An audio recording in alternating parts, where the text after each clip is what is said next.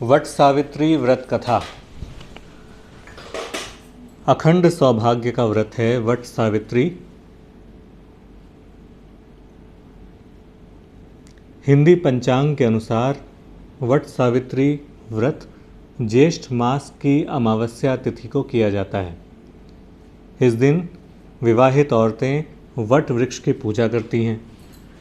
इस पूजा का मुख्य उद्देश्य अपने पति की लंबी उम्र की कामना करना और अपने वैवाहिक जीवन को सुखमय बनाना होता है।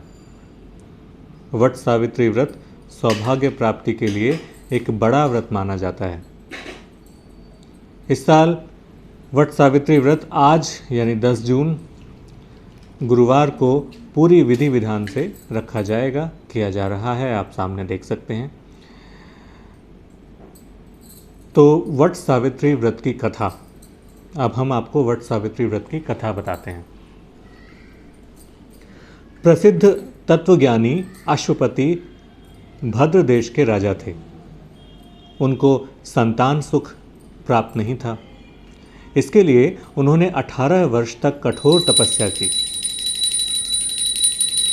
जिसके उपरांत सावित्री देवी ने कन्या प्राप्ति का वरदान दिया।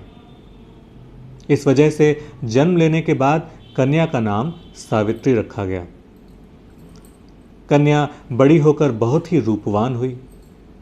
योग्य वर न मिलने की वजह से राजा दुखी रहते थे। राजा ने कन्या को खुद वर खोजने के लिए भेजा। जंगल में उसकी मुलाकात सत्यवान से हुई।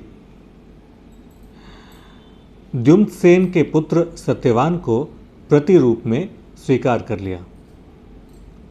इस घटना की जानकारी के बाद ऋषि नारद जी ने अश्वपति से सत्यवान की अल्पायु के बारे में बताया।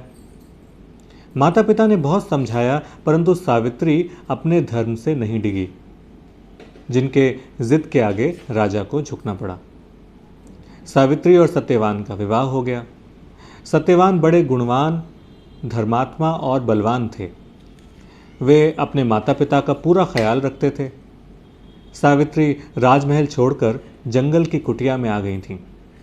उन्होंने वस्त्राभूषणों का त्याग कर अपने अंधे सास ससुर की सेवा करनी शुरू कर दी थी। सत्यवान की मृत्यु का दिन निकट आ गया।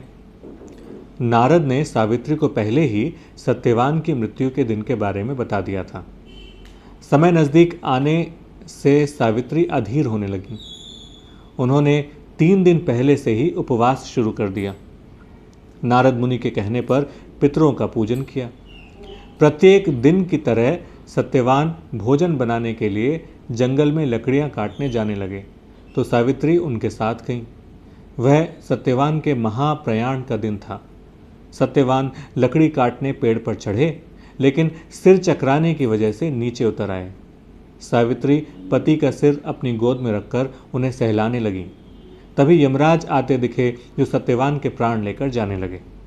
सावित्री भी यमराज के पीछे पीछे जाने लगी। उन्होंने बहुत मना किया, परंतु सावित्री ने कहा, जहां मेरे पतिदेव जाते हैं वहां मुझे जाना ही चाहिए। बार बार मना करने के बाद भी सावित्री पीछे पीछे चलती रहीं। सावित्री की निष्ठा और पति परायणता को देखकर यम ने एक एक करके वरदान में सावित्री के अंधे सास ससुर को आंखें दी, उनका खोया हुआ राज्य दिया और सावित्री को लौटने के लिए कहा। वह लौटती कैसे? सावित्री के प्राण तो यमराज लिए जा रहे थे। यमराज ने फिर कहा कि सत्यवान को छोड़कर चाहे जो मांगना चाहे मांग सकती हो। इस पर सावित्री ने 100 संतानों और सौभाग्यवती का वरदान मांगा। यम ने बिना विचारे प्रसन्न होकर तथास्तु बोल दिया। वचनबद्ध यमराज आगे बढ़ने लगे। सावित्री ने कहा कि प्रभु, मैं एक पतिव्रता पत्नी हूँ और आपने मुझे पुत्रवती होने का आशीर्वाद दिया है। यह सुनकर यमराज को सत्यवान के प्राण छोड़ने पड़े। सावित्री उसी वट वृक्ष के पास आ गई जहाँ उसके पति का मृत शरीर पड़ा था। सत्यवान जीवित हो गए। माता पिता को दिव्य ज्योति प्राप्त हो गई और उनका राज्य भी वापस मिल गया।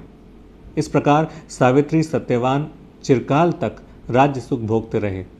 अतः पतिव्रता सावित्री की तरह ही अपने सास ससुर का उचित पूजन करने के साथ ही अन्य विधियों को प्रारंभ करें।